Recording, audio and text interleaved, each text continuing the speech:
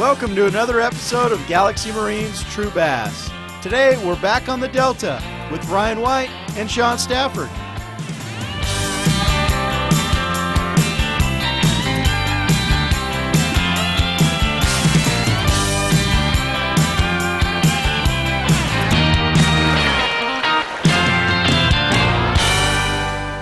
Hi, I'm Ryan White with Galaxy Marine. Today we're on the California Delta with Triton Pro Sean Stafford. Sean just finished 8th place like 2 days ago on FLW Strand Series event, and we're going to follow him around, jump in the boat with him, and check out his keys to success on the California Delta. Sean, what are we going to be doing today? Well, today we're probably going to be throwing a little bit of crankbaits, some chatterbaits, and doing some flipping. And maybe this afternoon we'll even get on a little bit of a frog bite, hopefully. We've had some really hot, warm weather, no wind. But today we've got a cool Delta breeze, so we might have to change things up a little bit. Nice. Well, I'm looking forward to it. Let's get out on the water. All right. Well, today we're going to start off going down to Little Mandeville Island. We've got an outgoing tide. There's a lot of flooded timber down there, and the fish like to stack up in it when the tide's pulling out. They pull out off the bank and suspend in those trees. That's pretty much day to day what they like to eat, but we're going to fish for them, we'll get some jig and crankbait fish, and maybe even catch a couple on a 10-inch power work. Awesome.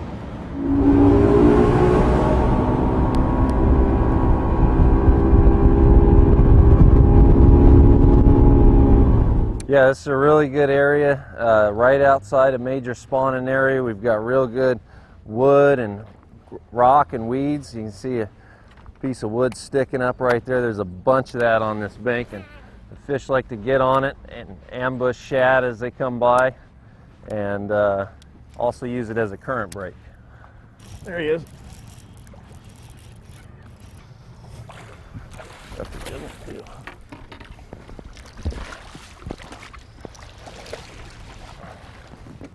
Good start. Yeah, that's what we're after right off the bat. That's a perfect example of a post-spawn fish. You can see the fins are all red, and just like we thought, right out here on this rock wall. A 4-pounder, what do you think? Yeah, 3.5, 4. Gonna untangle him here from the net. Nice fish. Nice one to start the day. Get back in there. All right, let's catch another one. I'm using a medium fast retrieve. You got to keep it going with the current. I normally like to throw a 5-to-1 reel on my crankbaits, but here in the Delta I never use anything less than a 6-to-1, just because you're always reeling it back with the current. The 5-to-1, you just have to work way too hard throughout the day.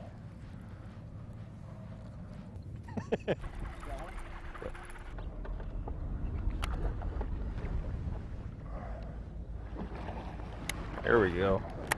That's what we're looking for.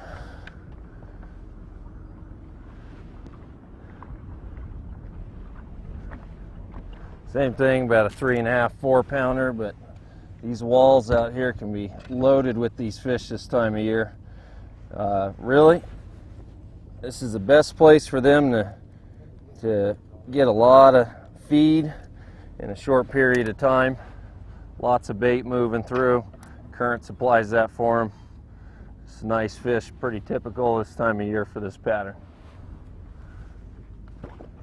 This is definitely a feeding situation. The only reason these fish are here in this type of spot is to eat. There's lots of current on it. It's not a comfortable place for them to spawn or anything. So what you've got going on here is just fish pulling out that have already spawned, or maybe even some that are going to go in and spawn. Although it's a little bit late in the year for that. There we go, there's another one. And just a lot of bait for them out here, and a good place for them to be to get healthy again after the spawn.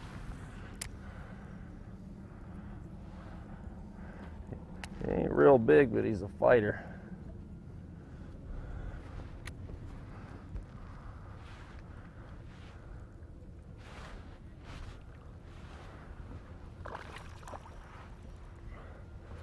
Whoa! Watch your hands. About a 2-pounder. Lots of those. Yeah, right here actually we've got the current wrapping around this little point in the river. So we've got a little bit slower current right here in front of us.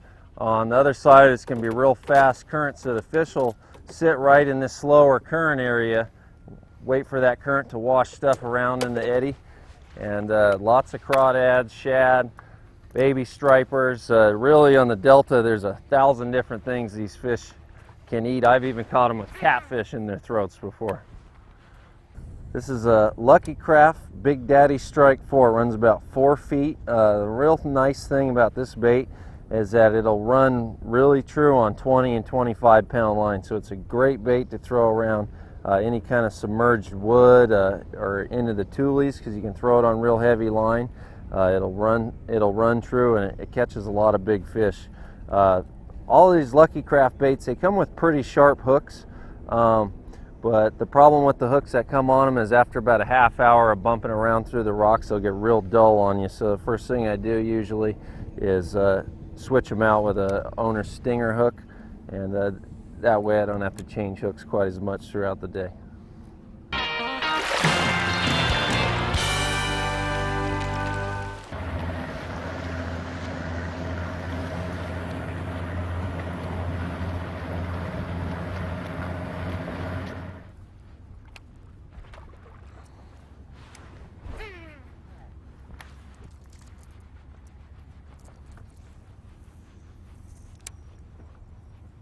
When a guy comes down or hasn't been down here for a while, this time of year, what would you recommend to him to look for in terms of the tides?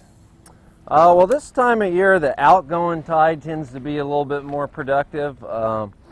Just having that water down closer to the top of the fish's head, because they don't want to move real far to get a bait right now. We're catching quite a few fish, but the fish are hungry, but they don't really want to chase a lot of stuff. So when you get the tide bottoming out, you can get a buzzbait or a frog right down on top of them, and it seems like you get a lot more bites. The incoming tide's a little bit trickier. Mostly you just got to kind of flip. They're moving back up in the tulies. Flipping and drop shotting are real popular. Great ways to catch fish. But any time of the year when you fish the Delta, if you really want to get on a good bite, you want to be on your favorite spot when the tide changes, whether it's a low switch or a high switch. That's definitely the time when the fish are going to feed the most. It's another real key to post-spawn fish is they are always going to want some kind of shade to sit in, whether it's a weed mat, an overhanging tree, really any kind of thing that's going to create a little patch of shade for them to sit in. And usually the best ones are the ones that are about the size of a fish. Those are the ones that they like to sit right under and just ambush stuff as it goes by and stay comfortable in the shade.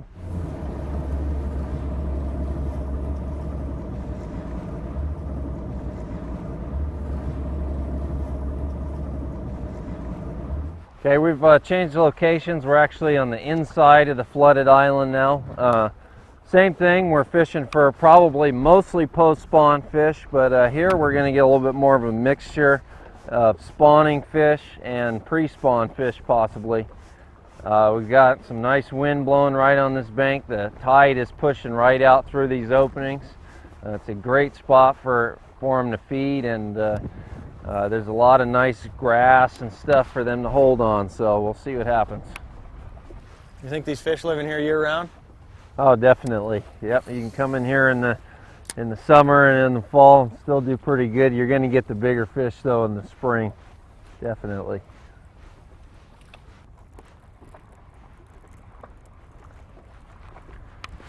You might want to move. I don't think this bank's happening. We've got one by now.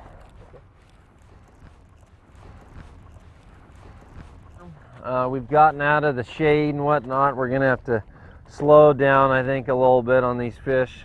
We've got some good wind blowing on them, and that should help, but we've got a lot of flooded timber right here. We're in about 8 or 10 feet of water, and this happens to be a 10-inch power worm I'm fishing right now. What size weight do you like to use when you're throwing that worm? I like to use the lightest one I can get away with. This is a 3/16 I've got on there right now.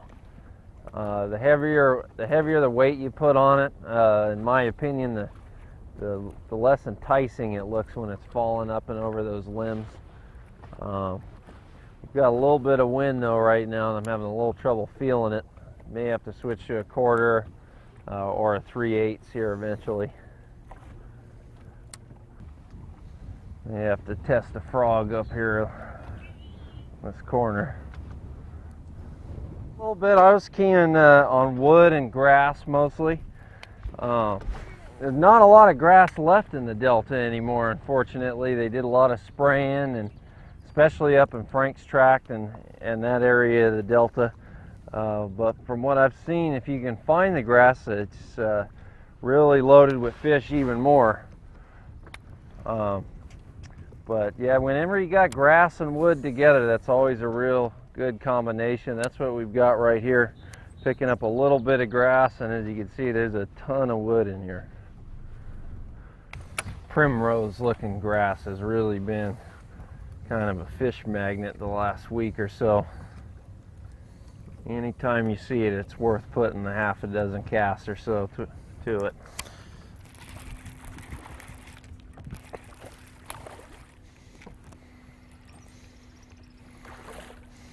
Got one on Cinco. Saw a little patch of grass, chucked it up there. Got a little guy.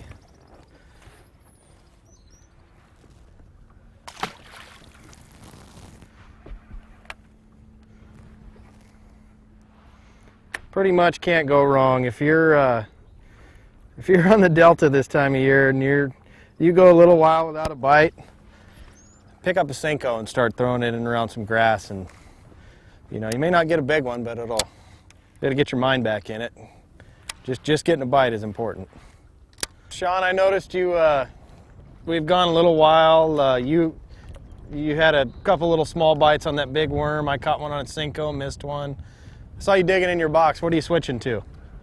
Well, the tide's starting to get out a little ways, and the weeds in here are starting to mat up a little bit, so I figured we'll give a frog a try. What do you think? There you go.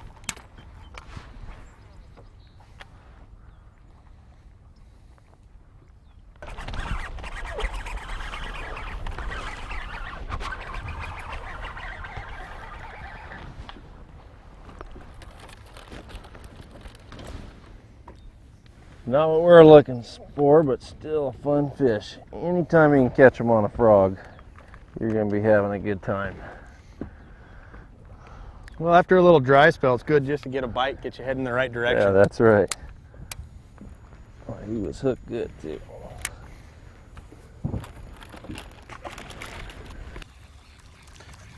I'd imagine out here with a frog, it's probably a lot like a swim bait. Just keep throwing it. That's right. You're looking for 6 to 10 bites a day with it. Sometimes a frog bite's really good. You can actually catch a lot of fish on it, but usually when you're getting big bites on it, you're not catching a lot of fish. You're getting 6 to 10 bites a day. But you can get, in the summertime, you can get on some days where you're catching 40 and 50 fish on a frog. It's a lot of fun, yeah. You find any other retrieves work as good as walking it, or is walking pretty much your best bet in open water?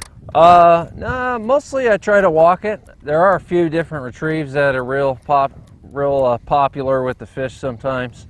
For the most part, walking it is the main thing, but sometimes they'll like it to be popped kind of and worked real fast through the water, and that'll actually get you some big bites. More so than walking it will, but popping it, shaking it over a little weed patch can be real good too. But for the most part, yeah, like I said, walking it's what you want to do, and just kind of experiment with the different retrieves until you got one that's working for you that day. What kind of setup do you like to use for throwing these frogs out here in the Delta and Clear Lake? Well, I like to use 65-pound Power Pro. I never use anything more or less. I just find that it casts better than 80, and you don't have any problems with it breaking ever like you may with 50. If you're throwing it way back into a mat or into the toolies, you may break a fish off or two on 50-pound. Absolutely my favorite reel is the Corrado 200.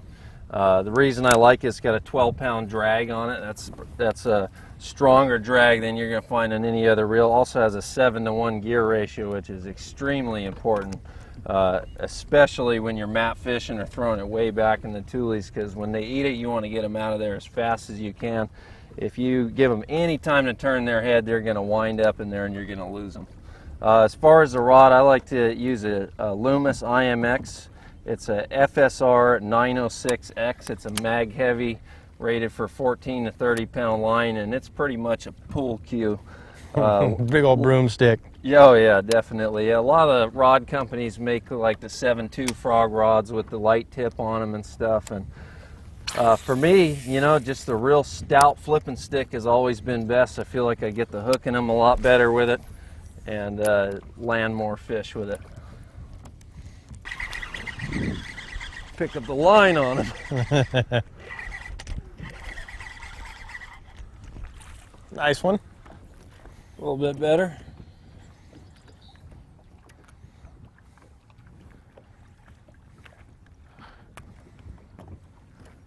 If I'm out just to have fun, I'd rather catch 2.5 pounders all day long on a frog than 4 pounders on a crankbait, I'll tell you that.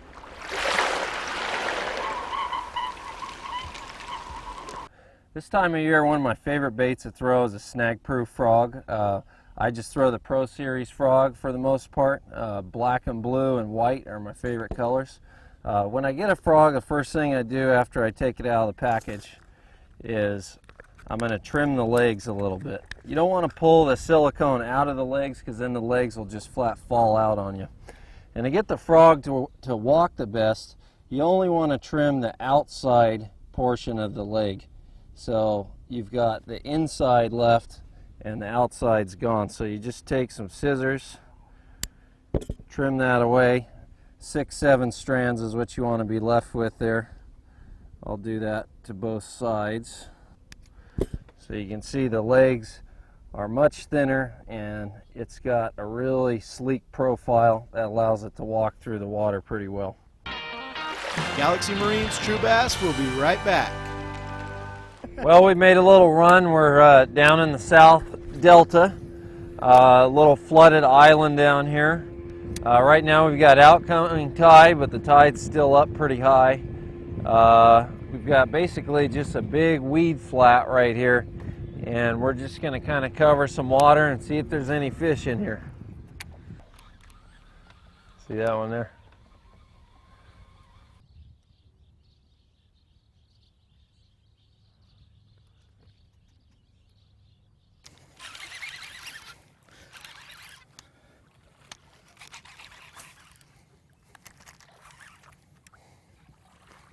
There's a fish in there somewhere. Somewhere. Oh, yeah, there is. I don't know if I can handle it, but yeah.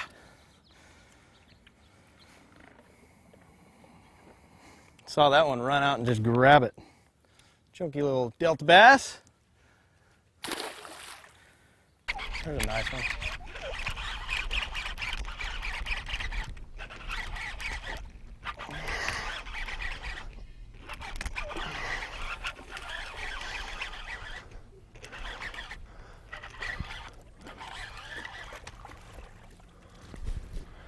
A little better one. Nice frogfish. Look good.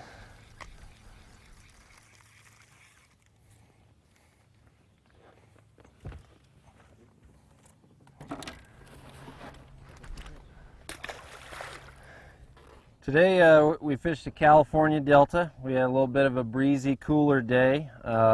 We had a little bit of success on a few different baits. Probably the most successful bait today, as far as numbers of fish, is probably be the frog. Like I said, I like to throw the black and the white frog pretty much exclusively. I just kind of find that they're either eating one or the other. I kind of feel like those are the only two colors you need on the Delta. There's really no reason why I would choose a black frog over a white one. It's just kind of one of those things where you've got to let the fish tell you what they want. The only correlation I could see between the black one versus the white one is I find that the black one's going to work a little bit better when I think the fish are feeding on bluegill and red ears and stuff like that.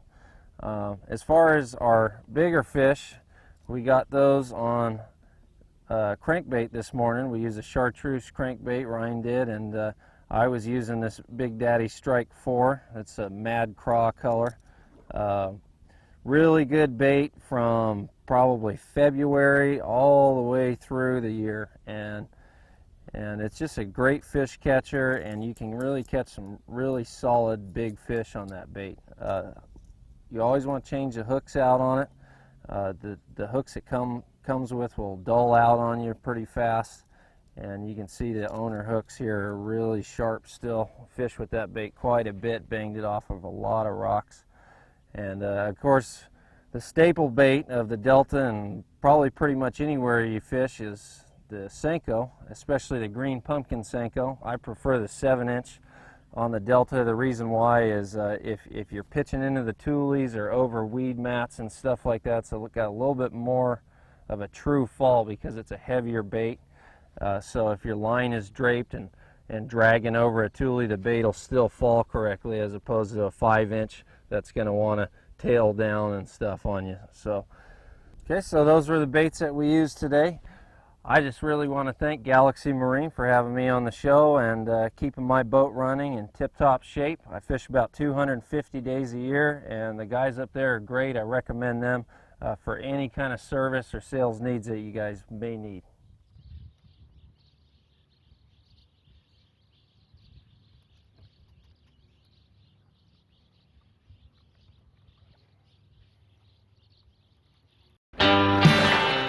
Thanks for watching Galaxy Marine's True Bass. We'll see you next week.